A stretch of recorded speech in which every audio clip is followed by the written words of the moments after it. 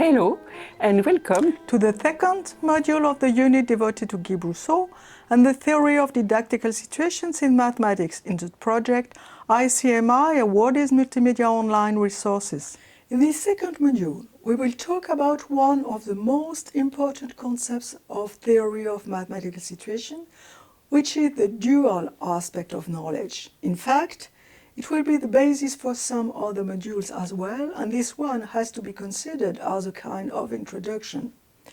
As you will see, this second module is about this fundamental distinction made by Brousseau.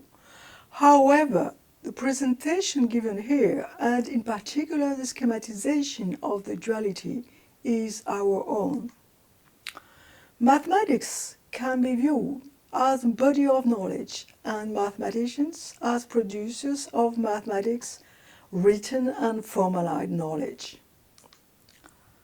However, mathematicians are looking for useful answers that are not already structured and formalized in situations, and are also producers of new pieces of knowledge.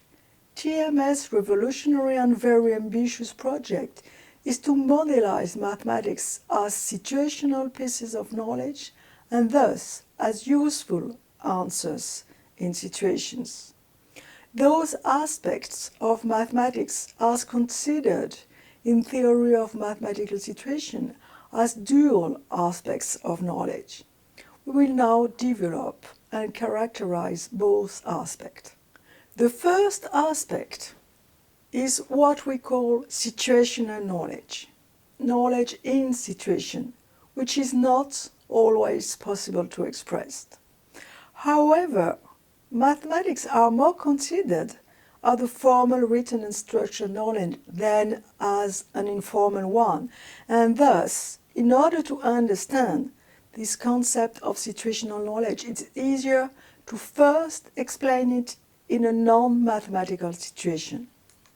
In this picture, the people are eating. They're sitting on chairs, they look happy and completely at ease. There are certainly different pieces of knowledge in this situation. We will focus on their sitting position knowledge. If those people can keep their sitting position for a long time, it's because they have developed their corporal knowledge abilities during their previous experiences. Normally, they are not able to tell how they manage to remain seated, but they are able to do it. This is an illustration of the statement we made before. Situational knowledge is not always possible to express. If you look now at this drawing with another happy family, you realize that their postures are totally different. And in the formal British family, if the formal British family is invited by the Japanese one for a traditional meal, they are not going to be comfortable at all, sitting in this unfamiliar situation. This is one of the characteristics of situational knowledge, which is revealed when the situation changes drastically. We now turn to institutional knowledge, that is, explicit knowledge developed within institutions. Perhaps you may imagine that sitting position is simply not an institutional knowledge. You may think that there is no institution which is interested in this corporal knowledge, and that's just something you learn when you are very young, which is certainly true in your own life.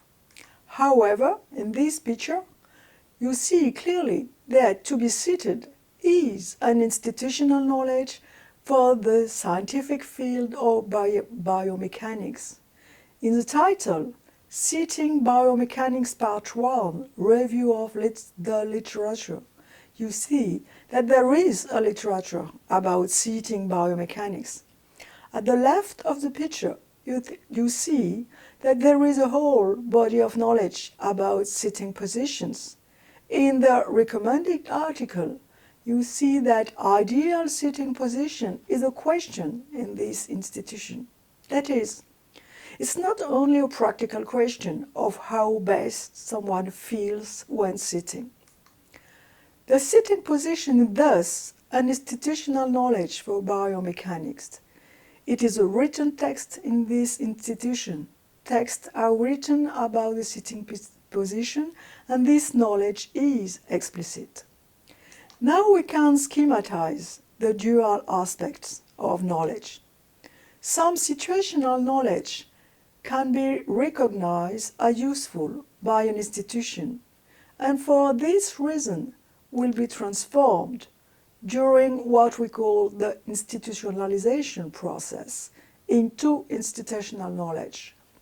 Conversely, having studied some institutional knowledge, when someone is trying to solve a problem in a situation, he or she must transpose this institutional knowledge into a useful knowledge in this situation.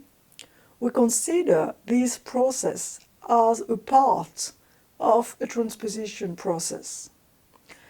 Everyone understands that mathematics can be considered as institutional knowledge, but it is more difficult to consider mathematics in terms of situational knowledge, which is precisely the TMS project.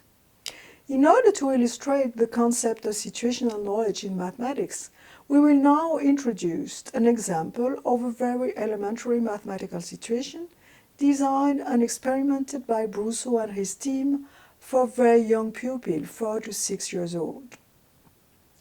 The students are given a collection of cars and a much larger collection of garages. The demand is to take exactly what is needed in order to put each car on a garage. We can consider the demand as a situational definition of quantity. If you have a collection of cars and a collection of garages, and if you can put each car on a garage, no car left, no garage left, thus we can say that the collections of cars and garages have the same quantity. In this mathematical situation, a situational knowledge is what allows you to obtain the desired state, one car, one garage. Thus, a situational knowledge represents a successful adaptation to this particular situation. We will now see that different pieces of situational knowledge can be considered as equally useful in this situation.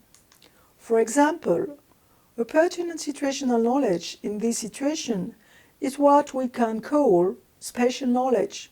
You can take the garages and put them in the same disposition as the cars. We have been obliged to name this situational knowledge in a way which is not usual.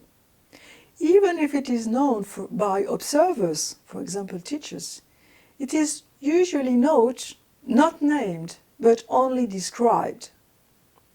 Another pertinent situational knowledge in this situation is what we call one-to-one knowledge, which is very close to our situational definition. You put one car close to one garage and you repeat the operation. Another pertinent situational knowledge in this situation is what we can call counting knowledge. You can count the cars 1, 2, 3, 4, 5 and pick the garages when counting up to the number of cars 1, 2, 3, 4, 5. There are other solutions, and we will return to this situation in other modules. What we wanted to do now was just to show that different situational pieces of situational knowledge have evolved in this situation, and not, for example, only counting. Those pieces of situational knowledge are all related to discrete quantity, with different points of view. We will return to this question in the other modules. We can now reformulate TMS fundamental principle encountered in Module 1. To every piece of mathematical knowledge there corresponds a collection of situations which can be solved using this knowledge. There are two occurrences of the term knowledge. Now we can introduce situational and institutional knowledge in this principle. To every piece of mathematical institutional knowledge, There corresponds a collection of situations which can be solved using some situational pieces of knowledge.